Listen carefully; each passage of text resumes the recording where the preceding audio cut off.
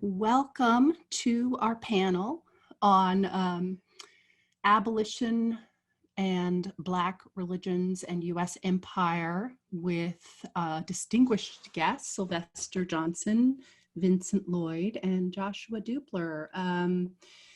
And Professor Dubler, we have to apologize for the error in the poster, which maybe you didn't even notice, but as I'm looking at your face, I think we had you at the wrong institution. Josh Dubler is, in fact, Associate Professor of Religion at the University of Rochester, where he directs the Rochester Education Justice Initiative. He's author of Down in the Chapel, Religious Life in an American Prison, published in 2013, and co-editor of the recent volume, Religion Law USA, which I'm proud to have an essay in. And also co-author with Vincent Lloyd, Break Every Yoke, Religion, Power, and the End of Mass Incarceration, which much of our class read for today and sparked a very stimulating discussion. And it's a book that looks to marshal religious resources towards prison abolition. Vincent Lloyd is Associate Professor of Theology and Religious Studies at Villanova University and co-author with Josh Dubler of the book Break Every Yoke.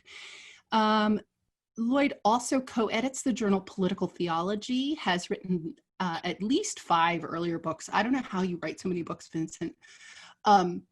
And it has edited or co-edited 5 collections of essays and 4 special issues of scholarly journals. His newest book, as I understand it, is forthcoming from Yale University Press, titled Black Dignity, a Philosophy, that examines the moral vocabulary of Black Lives Matter with chapters organized by hashtags. I pulled this from your site and I'm so intrigued, I can't wait to read it.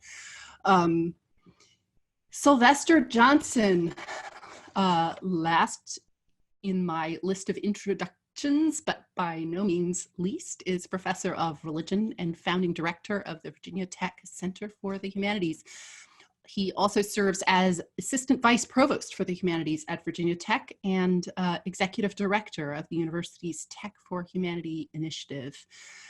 Johnson's books include The Myth of Ham in 19th Century American Christianity and African American Religions, 1500 to 2000. Now it's my turn to hold the book up, which is an award-winning interpretation of 5 centuries of democracy, colonialism, and freedom in the Atlantic world. And the other portion of our class read Professor Johnson's book for today.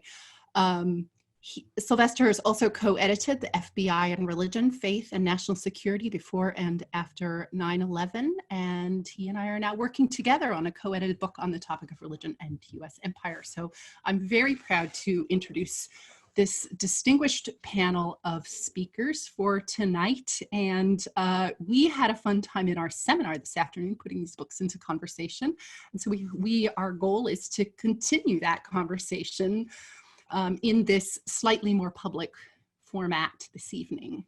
Zareena, take it away. Hi, everybody, and thanks so much to our wonderful colleagues for joining our class and for the friends who are joining as well from Yale and beyond for this conversation. We're really just so excited. I have to say this was, I think, our liveliest discussion, and you renewed my belief in the possibility of a healthy Zoom seminar discussion with these just amazing texts that have been so stimulating for us. So I thought we'd begin by just thinking for a moment about why we paired the text together, and if you could talk to us a little bit about the genres of the text, which was actually a really interesting place for us to begin our earlier discussion in class. Of course, Sylvester Johnson's wonderful book is a macro history. It's both texts are actually genealogical studies, and so they're drawing on Foucault and allowing us to kind of interrogate categories that we might assume are settled in particular ways. But of course, the scope of African American religions is over 5 centuries. It's a transnational story, an incredible archive. But of course, it's it's not simply a kind of, history of ideas or history of religions. It's in fact much more complex. It's really the encounters and the ways in which space-time discourses are kind of reordered by the imperial encounters between Black peoples and empires. And then, of course, we were talking about Break Every Yoke as a very different kind of genre. So this is, while African-American religions is kind of a slow, careful, methodical, deep read that even I think Tisa and I were agreeing that we both read it several times, and every time we get something new out of it, right? And it sort of like get to marinate on those ideas, and they come to you slowly over and over again. Break Every Yoke is written in a really urgent register, and I think we thought amongst ourselves that this might be best characterized as a kind of polemical text. It is genealogical. It does do that similar kind of analytical work in unsettling some categories and making us think through the ways in which mass incarceration becomes the answer to a set of questions that are historically contingent. And there is a kind of chapter that is a sort of history of ideas in a way, or kind of intellectual history. But this is a polemical work that reads very urgent. It's written and reads with a kind of political urgency. That's also a call, really, for us to think about how religion might be a resource for those of us who want to work of abolition. So I thought we might begin by just asking you to talk a little bit about the projects and the scale of the projects, and what brought you to the projects, and to think about the choice to write in these two different registers, whether it's macro history that touches down on micro histories in certain moments to make a particular argument, versus the kind of, I think we were characterizing as a kind of polemical argument that has a kind of scholar activist energy to it. Although obviously the political commitments of both books are certainly overlapping. So do you want to begin, Sylvester, with your book? Sure, I will. So thanks, first of all, for the invitation. I'm really delighted to be able to engage with all of you. And certainly I appreciate, you talked about our work, but certainly your students know very well the work that both Zareena and Tisa that you both have produced has been very elucidating for us all. And so thank you again. There are a couple of things that I would identify as high-level motivations for this book. And one of those was the interest I had in both trying to understand and in to clarify for readers the experience of colonialism, which has most frequently been read in a very narrow way as something that has not applied to African descended peoples in the Americas, and particularly in North America. And what I wanted to show is that colonialism is a very complicated superstructure that has had many different kinds of iterations, that doesn't look only one way, and certainly has something that is foundational, that constitutes it, and that has a lot to do with the formations of what has come to be called African American religions. And the second motivation was to understand and also help to clarify in an explicit fashion the relationship between the things that we publicly value and hold dear. So democracy is one of those, freedom is another. And with the relationship between those things and things that we claim to abhor and to hold in disdain, colonialism being especially indicative of that, because often, not always, but often the problems that we identify as reprehensible are often connected to things that we cherish. And it makes it very difficult to address those problems if we're not very honest about how we have inherited what we have. And so the second part of that aim was to explain how it is that democratic governance has emerged in large measure due to colonial practices.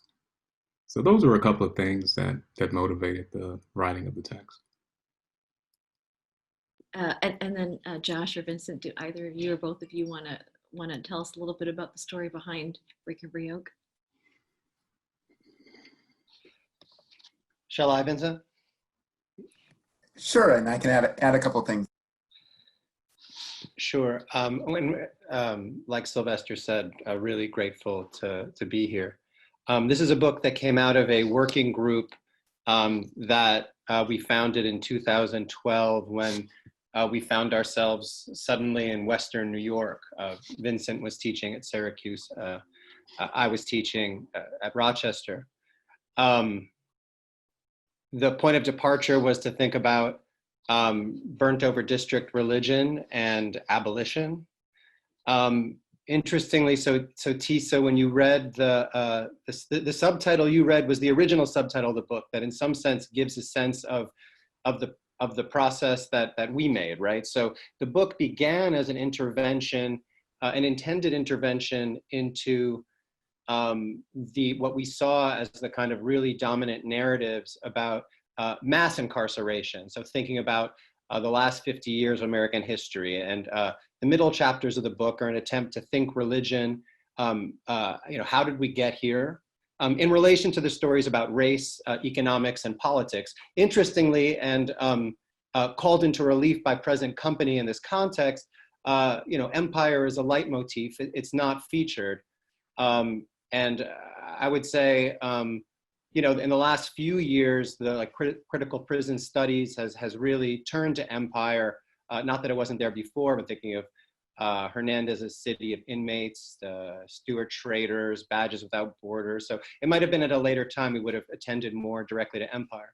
But so the middle book is an attempt to kind of gesture toward the religious elements of how mass incarceration emerged and became enshrined at the level of political discourse, at the level of local congregations and grassroots organizing, and at the level of the religion of incarcerated people.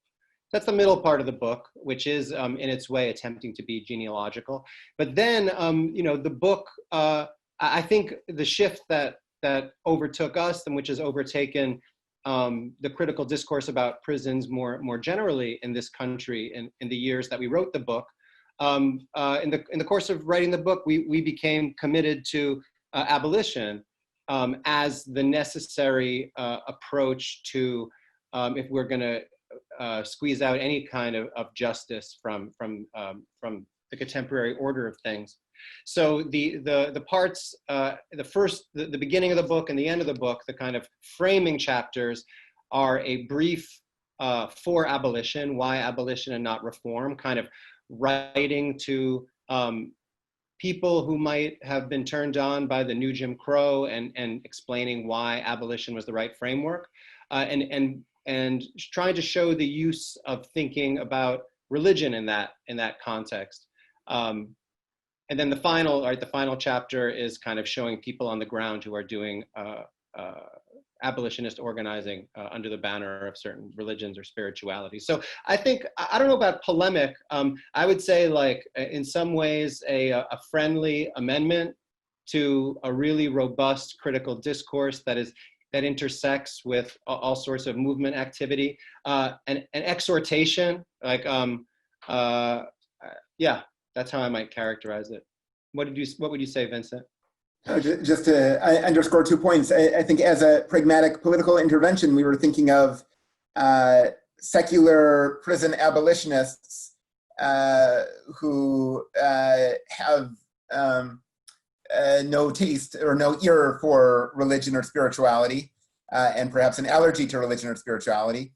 And we were thinking of religious communities looking for ways, inspired by the new Jim Crow, inspired by Bryan Stevenson, looking for ways to engage on these issues. And our intention was to tell stories that would make clear why religious communities and secular prison abolitionists could and should work together toward prison abolition.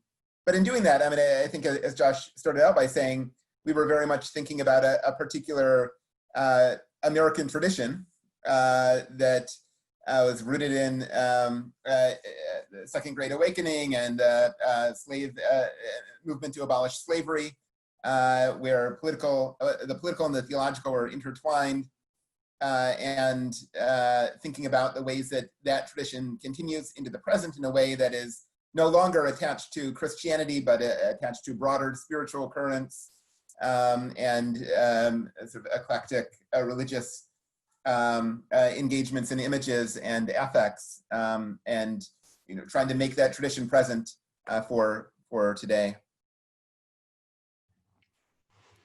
Thank you. This is so helpful and interesting to hear you guys talk about these books. I wanted to say before I have a question I really desperately want to raise, but before I say that, for the students in our class, I meant to say this earlier. I know some of you have questions you want to raise. Alicia, maybe Jessica, maybe David, maybe others, but if you want to raise a question, including the people I just named, please let us know in the chat and we'll call on you.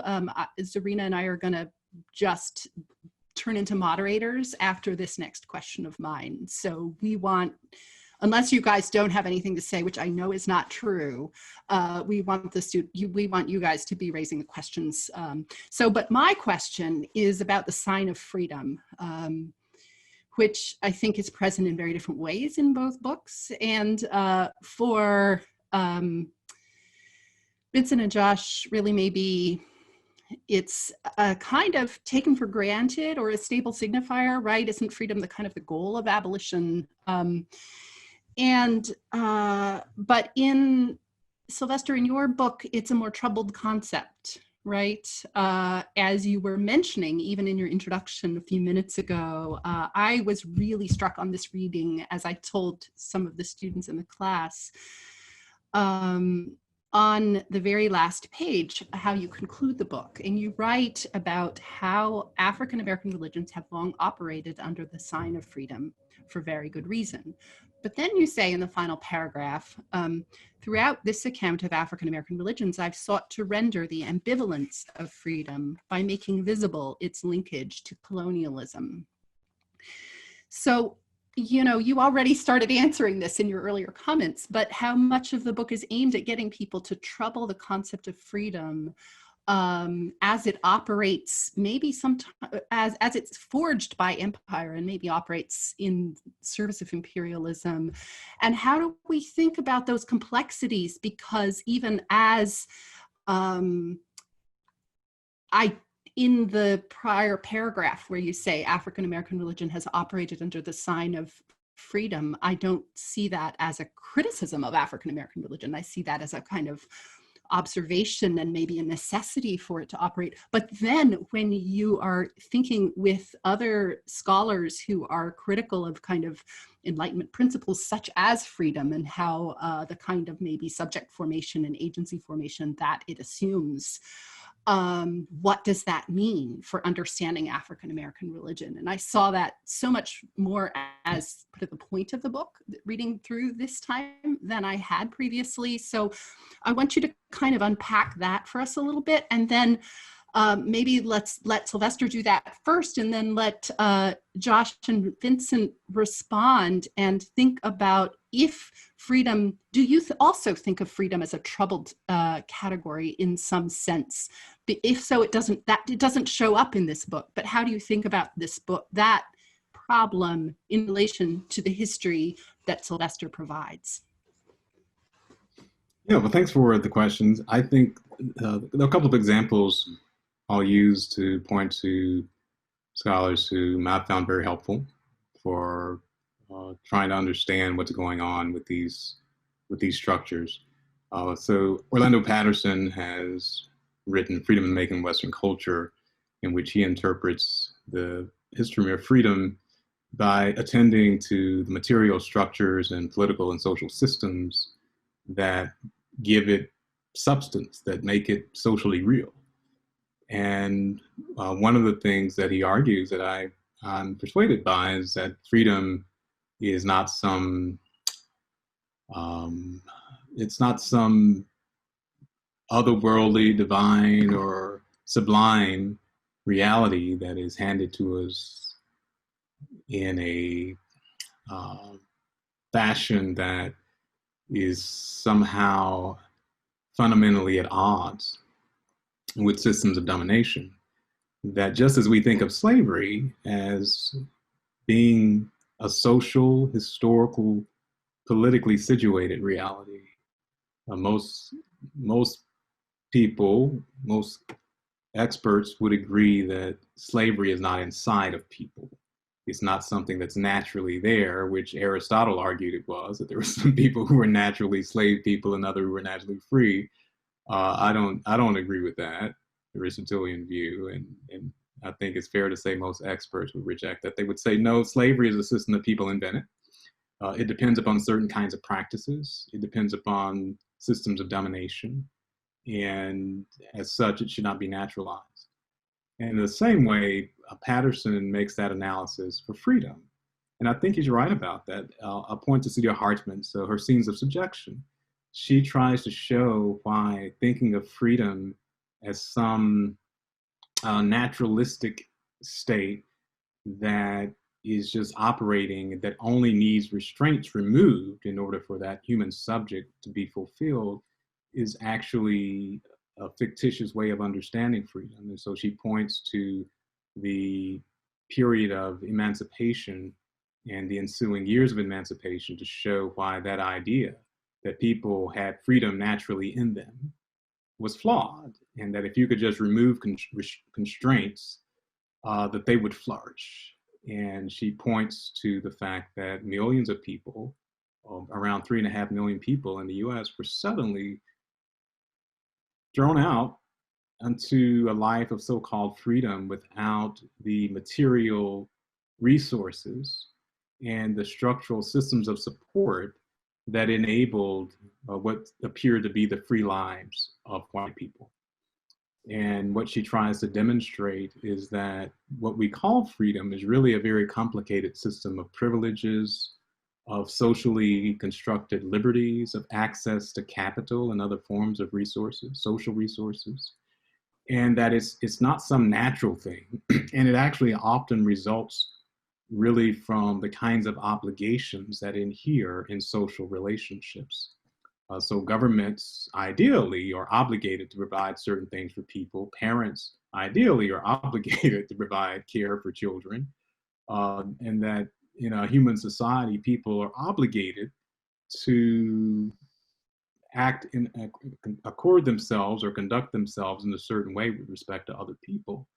And that gives rise to things that we call freedom, but it's certainly not a natural kind of thing. It's something that it depends on social systems and institutions. And so what I try to show is that by making freedom as this unconditioned, naturalistic kind of reality, the sign, the ultimate meaning of the kinds of pursuits that we like to claim as the desired outcomes in a democratic society, what has happened with the legacy of freedom and the traditions about it that we've inherited is that it makes it difficult to understand that what we really need is the right balance of obligations, of access to resources, of support. So just as people voluntarily give up what we might colloquially call freedom in order to get into a marriage, for example, where they become extraordinarily obligated to other people in order to gain something that they think is valuable. So also, I think we need to understand how our social and political systems really do become enabled because of obligations that we might agree upon as being reasonable. You could think of anything, access to healthcare, for example, or the right to have education. It depends upon certain obligations. It's not the simplistic removal of constraints. It is rather structuring systems of support and obligation to achieve outcomes that would be broadly beneficial. And so you could call that trying to demythologize freedom, if you will. I think that those are very foundational contributions of the work of Patterson and of Hartman that I had learned from and that I tried to apply to explaining the relationship that develops over many centuries across colonialism and democracy and freedom. And I do that not to claim that if we could just get rid of freedom, the world would be a better place. You know, I don't believe that. That's not the argument of the book. And I'm certainly, I'm not an expert on abolition. That's Vincent and Josh are going to talk about that. But I certainly am a supporter of the abolition movement and of the pursuit to liberate people from carceral systems. Right? So if you ask me, well, Sylvester, is freedom a bad thing? No, that's not actually the point of the argument. I don't think freedom is a bad thing. I think we need to demythologize our understanding of these systems. And if we can understand that what we're calling freedom is actually a set of socially and politically structured conditions that are made possible through a mix of obligations, then we can talk about why we need to be obligated to ensure that resources and that services and support systems are provided broadly in order for people to have desirable outcomes that will allow human flourishing. So I can see the queue is already filling up with students who want to ask questions, but before we turn it to Josh and Vincent with the same question, I mean, so if I can just read a passage from page 225, because I take your point, Josh, that this is a exhortation and not a polemic. I mean, we're not wedded to that word, but I think what I was trying to get at, and I certainly don't think polemic is a bad word. I mean, my advisor, Sherman Jackson, wrote Islam and the Black American, which was a really influential polemical text. And so I just think it's a provocation in certain ways. So on page 225, you write, you're talking about your previous examples. These are preceding examples. Are the preceding examples religious or are they secular? Are they abolitionist or are they reformist? Though we eagerly tackle such questions in our seminars, we are uninterested in adjudicating them here. We can see that there is danger analytically in allowing the category of religion to grow too capacious. And then you have some quotes from Smith and others saying something that, like, if all is religion, then we've learned nothing. Analogously, and of substantially higher stakes in as much as abolition's power stems from its categorical no to human caging and human disposability, we understand how the refusal to police the boundary between abolition and not abolition can lead to abolition's co-optation and innervation. And so in that sense, to me, what I was hearing was that in that context of the threat of co-optation, liberation for you has to be a guarded category and a stable category in a way that it doesn't need to be or isn't in Sylvester's book. But it did bring up for us questions, and I think the students will raise these too, around many of the analytical categories that you're using in the book. Whether it's the secular, religious, and ritual, and others, which I just, if you could just talk a little bit about, your thinking around these lay versus analytical categories and how you're using them to make this very strong argument.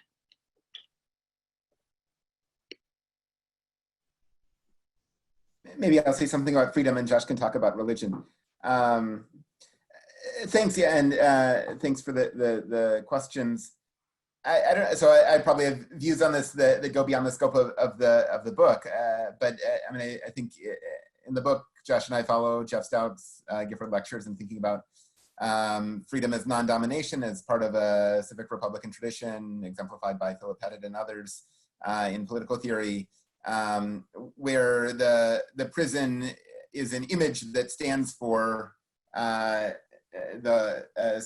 something bigger here, but an image that when we reflect on it, we learn something about the workings of the world, where the domination of the prison cell, like the domination of the master over the slave in the other iconic image of domination, is one that stands for a system of domination, and not just one system, but interlocking systems of domination, which in the context of Break Every Yoke, we're talking about as carceral logics, right? The systems of domination that follow the logic of the prison.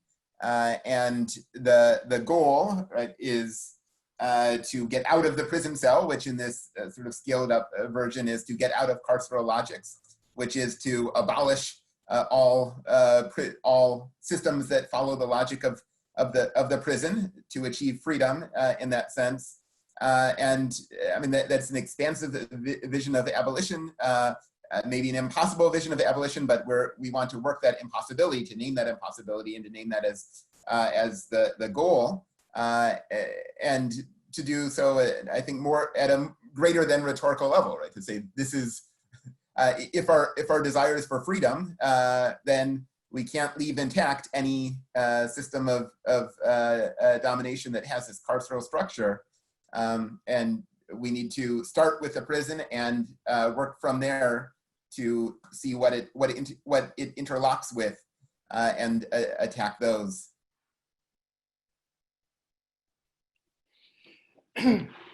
Yeah, thanks for the question.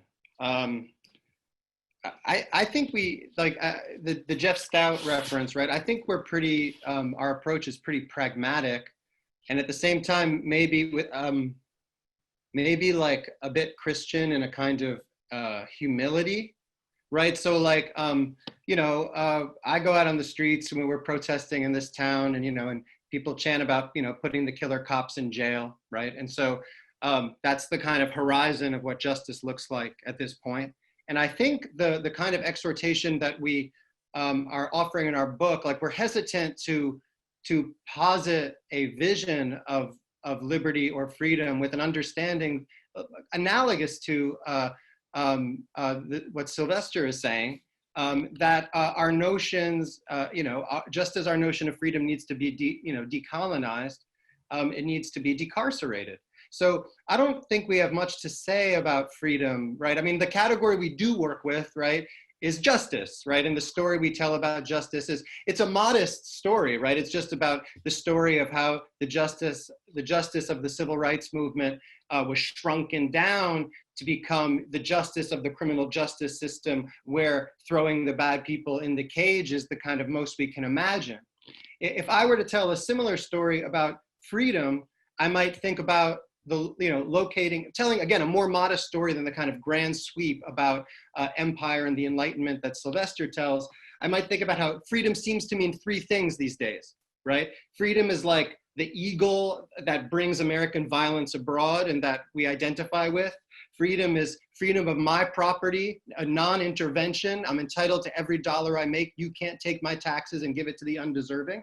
And freedom, the freedom to choose between Coke and Pepsi in the marketplace, right? And so it would seem like those are the dominant frameworks of freedom now. And what we would, and I think our project as a complement to Sylvester's, if he's demythologizing, I think our instinct is, or our, the exhortation is one of toward re-mythologizing. Right, so here we are, freedom are these three things that have nothing to do with freedom, that are embedded in domination. How do we get to a freedom that's worthy of the category, right? And the hunch of the book, right, is that, well, we have these religious practices, and we have this kind of religious ardor, and we have these religious narratives, and they give us resources. The resources they offer aren't pure. They're sullied with all the kinds of histories that we're talking about, but I think the will, like the will to re-mythologize rather than demythologize.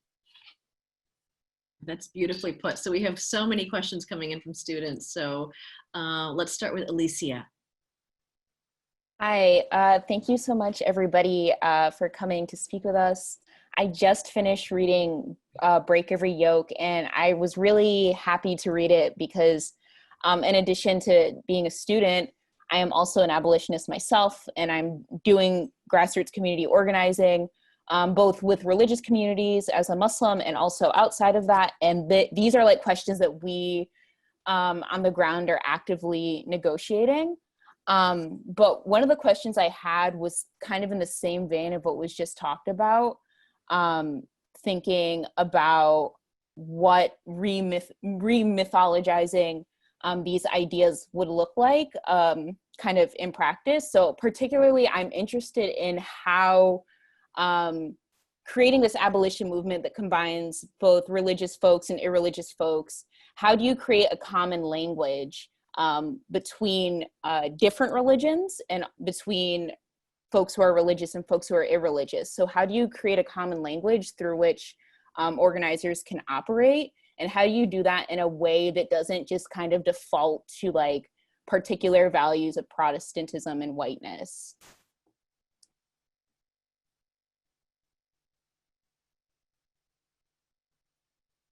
I'll take, Vincent, should I take a, so I'm not, I would trust you to answer this question, Alicia, more than answering myself, right? But I mean, one of the things that was really encouraging as like, you know, the book started as this, like, we want to see this kind of thing. And by the time we finished the book, there was a lot more of the thing we wanted to see, right? So I'm thinking of, you know, 2018, Believers Bailout, you know, on the model of bailing out Black mamas for Mother's Day, bailing out people for Ramadan, right? I've never organized a closet, right? So, I mean, but, I mean, I would, from the organizers that I read, right, I would think that if, you know, they're different overlapping communities, and religious frameworks can mobilize in particular communities that can then, you know, be in coalition with other communities who don't share those languages, right? So on the framework that, you know, I personally might have something, I might have resources I could draw on to kind of wake some Jewish communities up, right? But then, I mean, that simply, so I don't think one has to resort to only a single language that can include everyone. But then that still leaves your kind of your basic question about, we do need those categories, we do need those movement categories.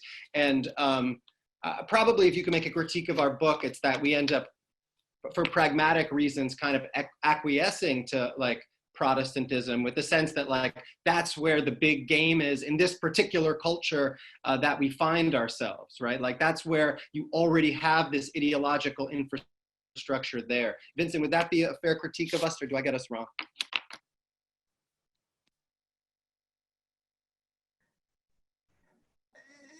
Yeah, I mean, so maybe to address in a different way.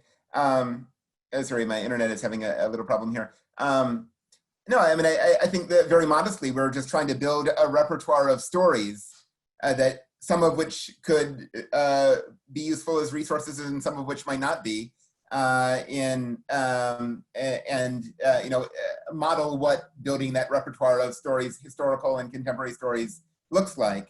Yeah, I mean, it feels like in,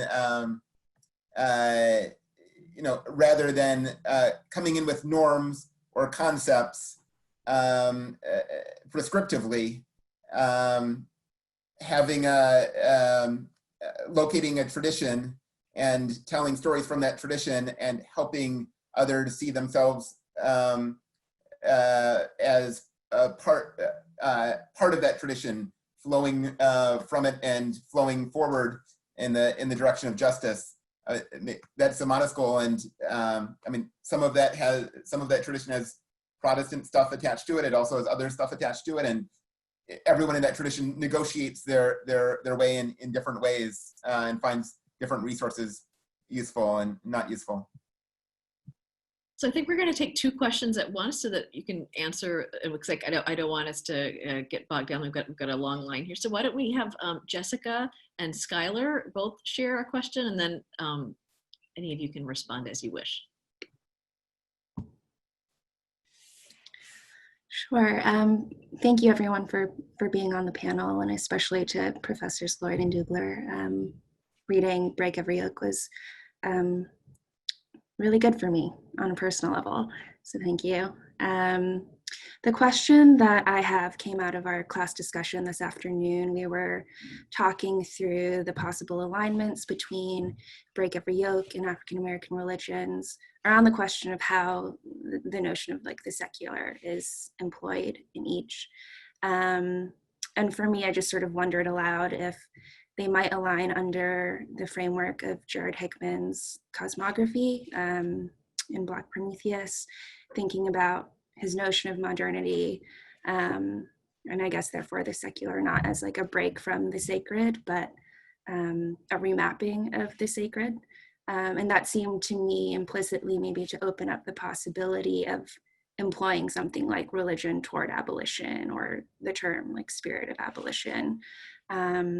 So I guess the question is, what were your working definitions of the secular in each of your works? And do you see them interacting with Hickman at all?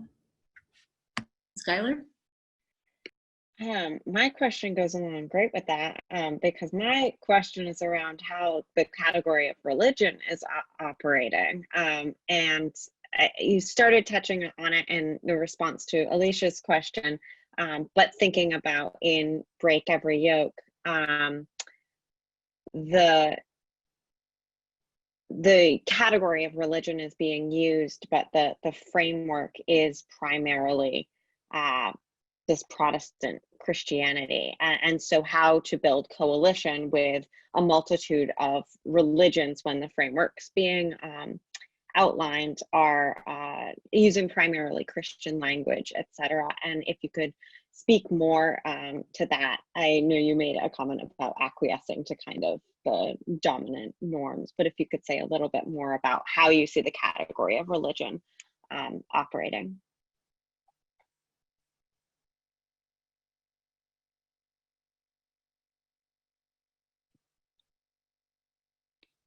Vincent, you want to do secular and I'll do religion? Okay. You can go first. Well, can I help by being very specific? So I'm just going to read on page 213. You say, to the growing vocabulary, maybe this goes also to Alicia's question about a common vocabulary for organizers and activists. It says, to the growing vocabulary of nominally secular rituals. So I want to know about nominally and secular in this sentence. The occupation, the disruption, the die-in, the jail vigil. We may add the mass, the pilgrimage, the Passover Seder. Some of these rituals will necessarily take place in houses of worship or in the home, but those with the most inflammatory potential will take place in the streets. And then you go on. So right there is a great example of where the word nominally and secular got us stuck on what you mean. Sure. So I mean, I think we're interested in the ways in secularism as an ideology that excludes or manages religious beliefs and practices in a particular discourse, and the way that secularism as an ideology is entangled with other ideologies of racism and patriarchy and capitalism and carceral logics, that secularism in the way that it flattens justice into law and order, like in the way that secularism flattens the aspirational dimensions dimensions of into getting even. There are connotations of secularism that fit well with and that are inextricable from a secularist ideology. So challenging secularism and naming the connections between our current practices and affects that are nominally secular, that most people wouldn't name as religious, and their obviously religious forebearers, naming that connection is doing critical work, right? Because it's challenging the idea, right? It's doing a kind of unmasking sort of work that opens up the potential, that provincializes the secular, that opens up the potential to think otherwise than secularism as an ideology. Yeah, those are a few. Yeah, if I had to say, I would say we use these categories opportunistically, right? In writing the particular sentences that Zareena's reading, I had a premonition of having to account for our use of our categories in a graduate seminar, and so that moment has arrived, right? It's opportunistic. I mean, I think both of us see the discourses of religion and secularity as contested space and plural, and that they can be carved up in any which way. I think, you know, we have some Schmittian affinities, and I think Vincent has a really good, like a good kind of polemical instinct toward dominant secularism that I sponge off of. But I mean, I think it's really opportunistic, right? So in the first chapter, we talk about religion. I think we're talking about something in abolitionism. Like what we're saying, like when we're talking about abolitionism, we're talking about something that in the American tradition is like always already religious, and in its ardor, you know, in its absolutism, right? As kinds of affects that circulate around religion as it's constituted. And then, you know, and then in the final chapter, it's like, but let's look more particularly for these kinds of religious forms and narrowly conceived. But I again, like I think that, like, if we think ethnographically, again, so in answer to your question, Skylar, about this this acquiescence to Christian discourse, if we think ethnographically, whether it's a phenomenological or a theological, or even a secular anthropological, although less so that, if we're thinking about Americans and people who live in this land, they are operating with the Christian categories. Now, that is a problem, and it as you know, as Sylvester's work shows, it carries with it all sorts of dark, unpassed histories of domination. But it's also, as far as we're seeing it, making an intervention into a discourse that presents itself as largely secular. It's just an opportunity. It's all this low-hanging fruit, right? So again, that's what when I say that we're doing it opportunistically, I don't only mean that we're doing it sloppily, although I also mean that. What I mean is that we're doing it because we want to make a contribution that is going to be useful to build power. I love how different your answers are, and yet they illuminate each other. And before we move to the next question, I actually want to give Sylvester a chance to respond as well, because maybe secularism and the secular are not key themes in this book, Sylvester, but I wonder, you know, I know that you're quite conversant with the sort of critical secularism studies stuff. And I also see the book African American Religions as something of a implicit challenge to secularization narratives. And I wonder if you were to think with critical secularism studies, or think with this kind of conversation about the secular, how you would write that into this book. Sure. Yeah. So these are some really, I think, enlightening questions, and very important attention has been devoted to these categories as critical categories. So as you noted, Tisa, I'm not after those categories explicitly in this book. I am thinking about them, and one of the ways that I have that in mind is with the global claims that are being made about the nature of religion during the 15th and 16th. We kind of go through all these centuries, particularly 16th, 17th centuries, because the book engages at one point with what's often called the history of the fetish, or fetishism, the idea that that having a delusional perception that things could do things was the natural religion of Black people.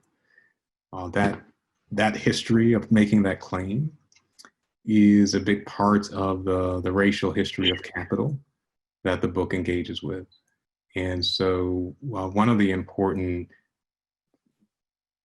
forces that enables the racialization of peoples who come to be known as Black people, or the Black race in this set of histories, is made possible by by claiming that they had this delusional capacity.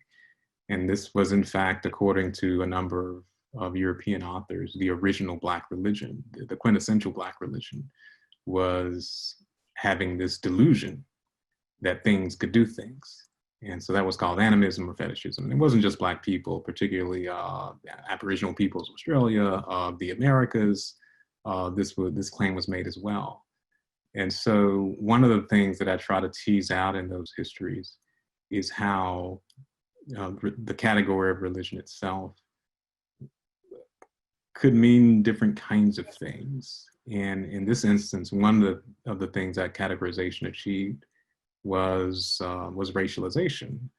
In another way, I try to show toward the end of the book that Islam becomes racialized, not for the first time. This is anyone who's studied the juridical political history of the principle of limpieza de sangre, the idea that Jews and Muslims could not belong to the political community of the West, knows that this was not a new invention, but certainly at the end of the 20th century and then in the 21st, so-called post-9/11 era, this becomes much more central to securitization practices.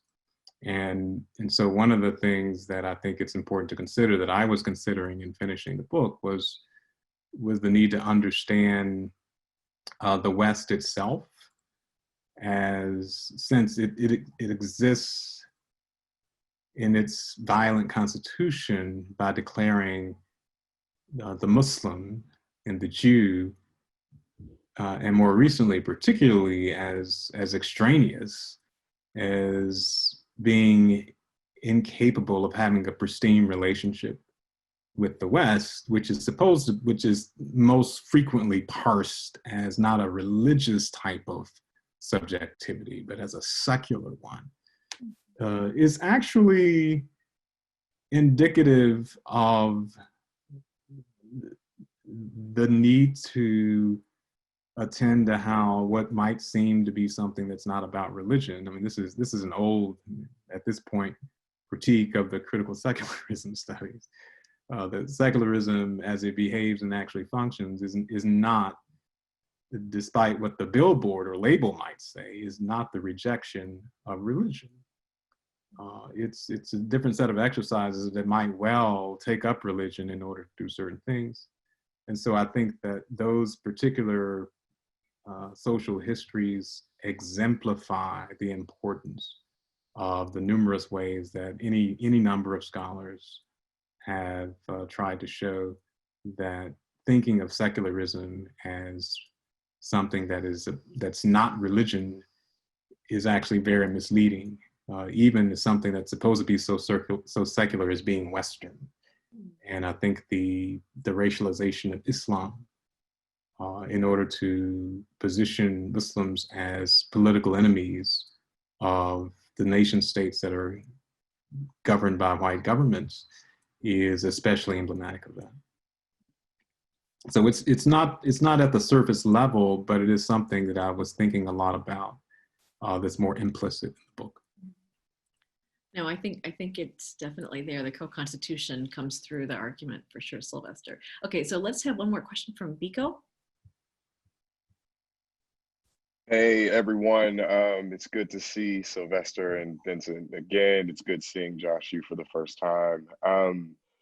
This is a wonderful conversation. I've been thinking a bit about this notion of freedom and reading probably too much Hegel. And so I'm gonna put that up there up front, but I'm wondering if freedom requires its opposite.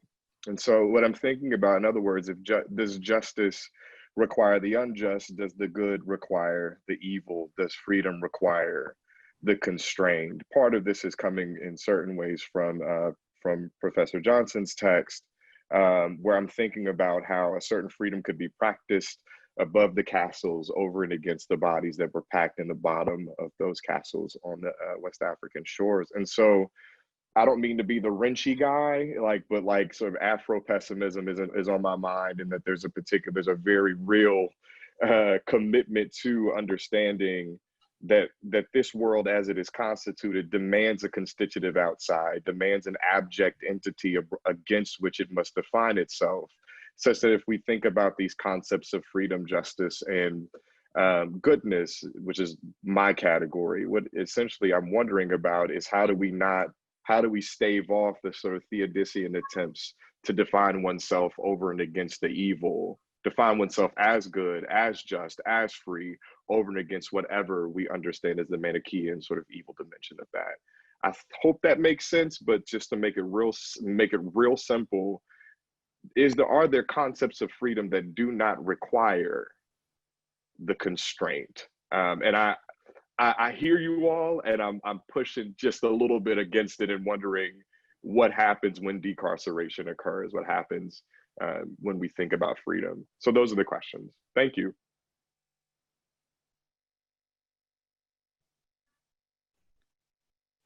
I mean, on the Hegelian note, there's a wonderful article by Bob Brandom called Freedom and Constraint by Norms from the late 70s, American Journal of Philosophy, American Philosophical Quarterly, which does a really nice job of, saying, intuitively we think of freedom and constraint as opposites, but actually, if we think of something like poetry, we think of the way that norms and constraint make poetry possible.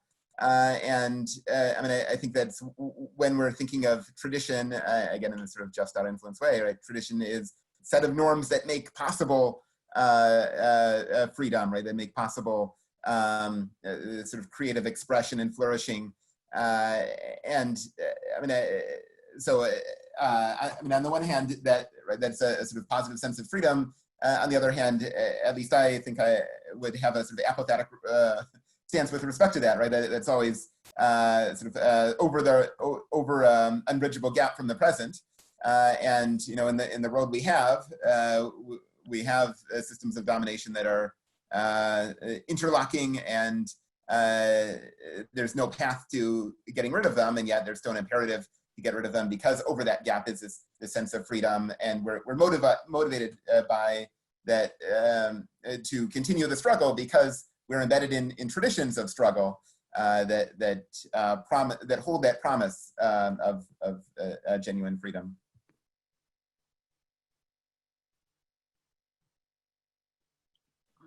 Josh or Sylvester, do you want to take a stab at that?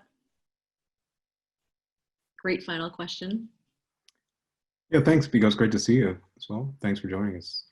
I think that it's an important question to ask, and your question again reminds me of one of the central tenets that Patterson makes in his study of freedom, that as a social political system, that freedom thrives particularly in slaveholding societies, and that it is most highly venerated in societies that have been most fiercely and most thoroughly devoted to slaveholding, because then you have an identity, right? That the freedom is for the free, and then there are people who are not free, and so it's not just a system; it's an identity.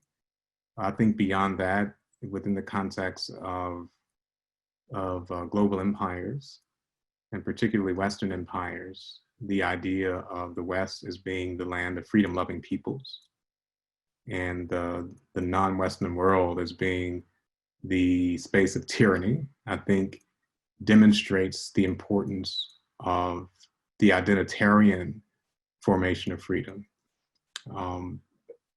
So again, me being repetitive, the caveat, I'm not claiming that if we can just get rid of freedom, the world would be a better place. That's absurd. That's not, that would really be completely misunderstanding what the problem actually is. This is not a language game. And it's certainly not that freedom or even democracy is the problem per se. If we could just get rid of democracy, we'll be better off. No, we won't. I mean, we'll be stuck with the same set of problems that we have. We'll call it something else. But rather, I do think it's helpful to not, at least for people who appreciate the importance, or not for people, in order to appreciate the importance, let me just be objectively for anyone, to appreciate the importance of what's at stake in understanding how these things are related, why we shouldn't think of slavery as the opposite of freedom. which is not the same thing by my intention to say that it doesn't matter if you're enslaved or if you're free, because, you know, these things are not, it's all the same stuff. No, it's different degrees of being dominated. And there's thorough obligation to someone. How thoroughly obligated are you to someone?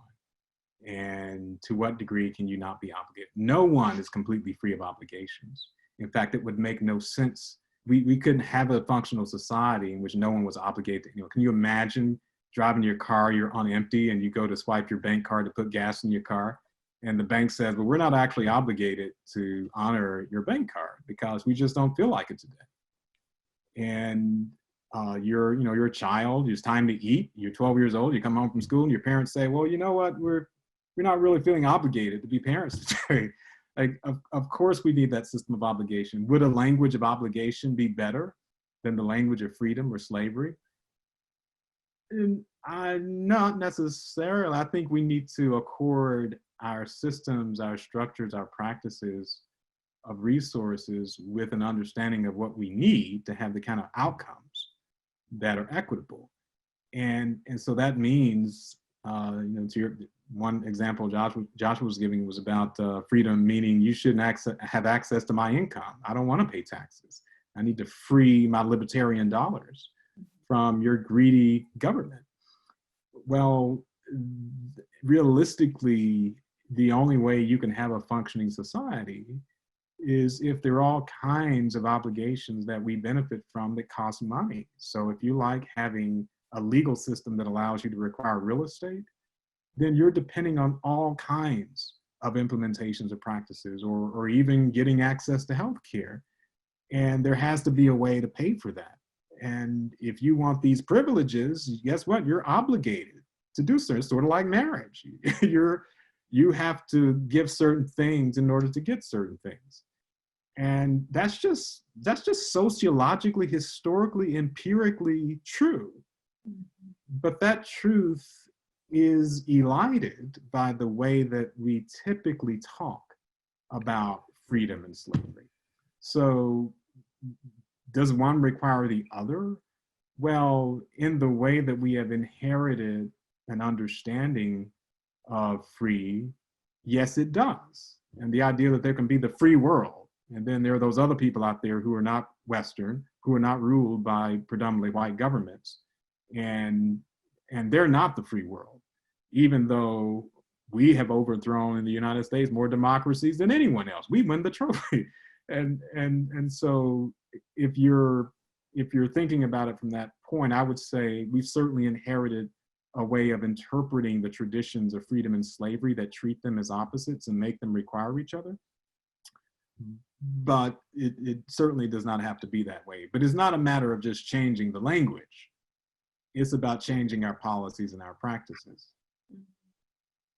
Yeah, this is so fantastic. And I have to say, it was really incredible to read these two books in this moment of intersecting political crises and to think with you. I have to say, last week we read Talal Asad's Formations of the Secular, and he has a, kind of long-standing suspicion of the category of scholar activists, and to what extent really those of us who work in the academy are actually helpful as like political critics or political analysts in any given moment, any more than the layperson what might be, or the our students, for example. But I have to say, it was actually really incredible to be able to think with these texts and the three of you tonight, and all of us together. And I love what Josh said about not ever organizing a closet. But there's a kind of bad on purpose aesthetic on YouTube that is, or TikTok, that's of the moment. I think sloppy on purpose is also a tactic, a political tactic, and I appreciate that. And so really just want to thank you, and I know Tisa will also just say the same, that this was really invigorating, stimulating, inspiring, and certainly a kind of call to action in many different kinds of action. So thank you all for being here, and thank you especially to our authors for being with us. Yes, I just want to reiterate that thanks. And it's, these are two completely different books, as we started out by saying, but I think this discussion makes me feel like Zareena and I did good in pairing them. So, but it's also testament to the the depth of each of these books, that they can be brought together in this kind of interesting and engaging way. So thank you to Sylvester, Vincent, and Josh, and thanks to all of you for being, sticking with us and being part of this conversation. So please join me in a round of Zoom applause. So thank you. And I think Josh is offering his email. Many of our students have more questions. I'm sure they'll be sending those to all three of you. This was really wonderful. Thanks again. And it's great. Thanks so much. Thank you for the invitation. Thanks for having us. Thank you. Bye-bye.